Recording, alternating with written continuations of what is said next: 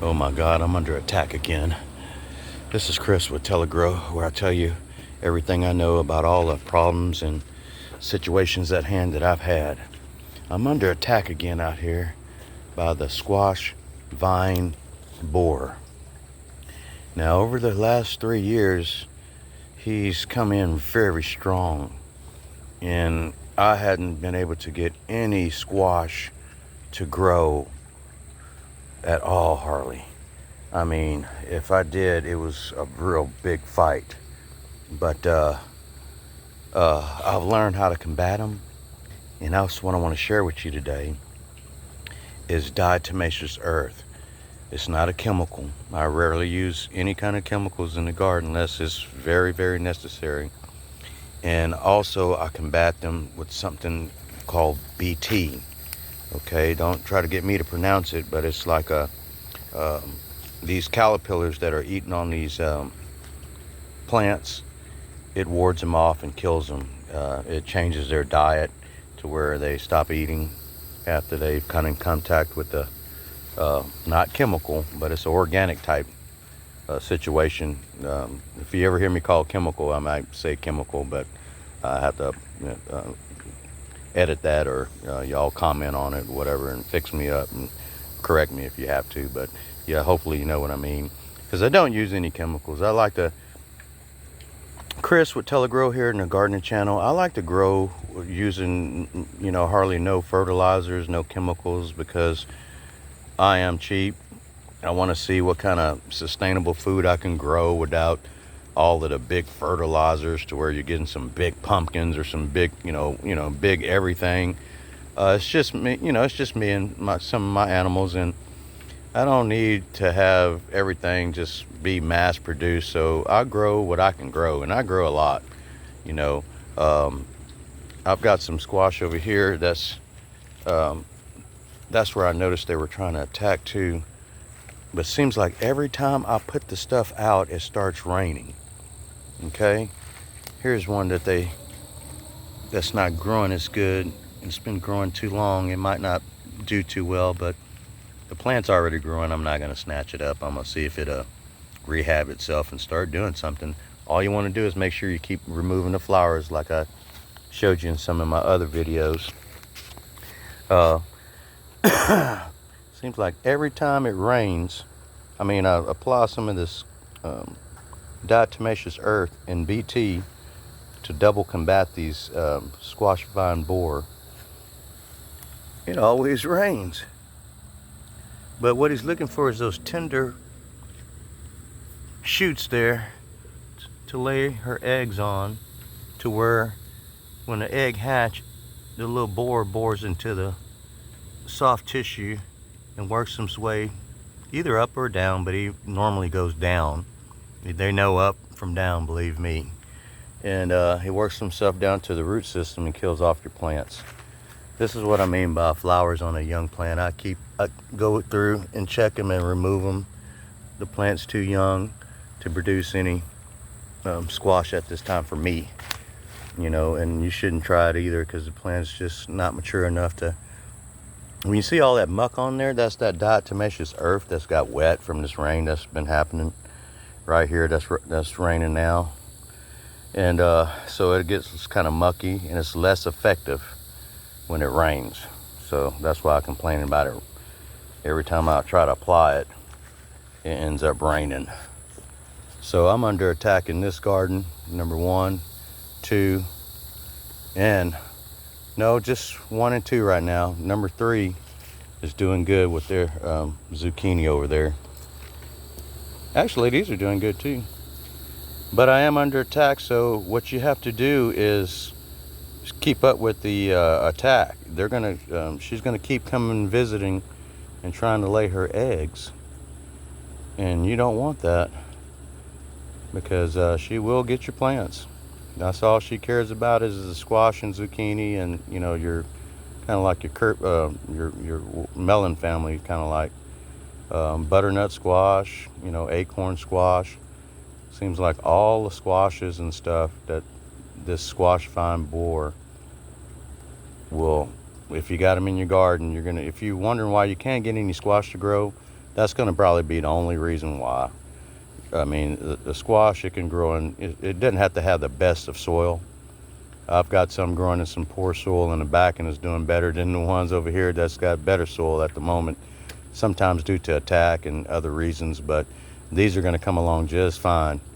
Actually, I planted these later, so both rows I planted them later than the other ones that are doing in poor soil, but the ones in poor soil are doing just real good. I'd like to take you over there and show you some of that to where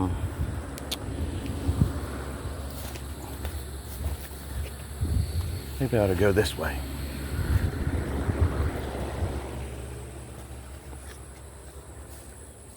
Sorry I'm running you around, but we got to go to the other garden. My videos are about gardening made simple, to where I've got small plots. I don't have anything really big. Like I said, it's just me and my few little animals.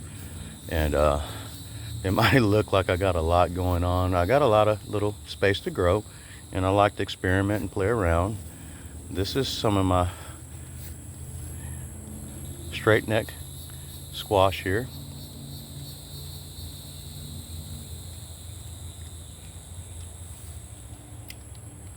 Produce some pretty good flowers. But you can see where I put the dust in there as well. What I do is I spray my BT first, because it's a liquid form. First I fertilize. We'll do another video on that in thorough, but I fertilize first, or feeding, whatever feeding you're going to do. Then you put your BT, and then you put your dust on the plant as your final application, and hopefully you get several days of dry weather to where if there's any visitors, there'll be history. But so these are doing really good. They're about to start producing fruit as soon as those flowers finish making. So you can get some squash and zucchini. You just have to follow these few little procedures. I've got some growing here that I'm keeping up with. I've got some growing in that row, which is really young. I was under attack, so I thought I better grow another row of squash. And then over here in garden 3, this was 2 over here. And then garden 3 over here, which is not prepared. I'm getting ready to set up my fall garden not long from now. But over here, this is the poor soil. It's not that poor, but I actually got some fruit in there. This zucchini squash here is doing really good. Let me get inside this gate. But there's some squash in there developing, and you see a dust on there. Like I said, it's not a chemical, so you can wash that off. I can take that fruit right inside the house and wash it off and start eating. There's no wait time. If you were using like chemicals, there's a wait time for certain stuff after you sprayed it. There's some producing right now, quite a bit. So after these rains make it pop. There's one right there that's producing after the flower just made. See how weird that is? That's a zucchini and it's hard. The flower, it looks like a flower, like right there, but it's actually a hardened piece of zucchini forming. I love it. That's pretty neat. It's forming right before our eyes as it was a flower, but now it's hardening off and becoming an actual fruit. So that's how it works. And there's another video I'm gonna show you about how it all works with the workers. I'm gonna do a special video on, I'm gonna have to catch them when they're actually actively working in the garden. Right now they're not, because there's rain, and they're not out too much in the rain. But I'll make another video on how these workers, see, zucchini, squash, they know when to close their flowers up. See how they're all closed up? Now in the mornings, early in the morning, they're open up to let the visitors start coming in, and that's what you want. So you want to water before those flower petals open up, so you don't wet up the inside of all of the flowers. At nighttime you can water as long as it's hot enough to dry off the leaves. We'll talk about powdery mildew that could start getting on all these beautiful green leaves and start turning them spotty and white. You know what I'm talking about.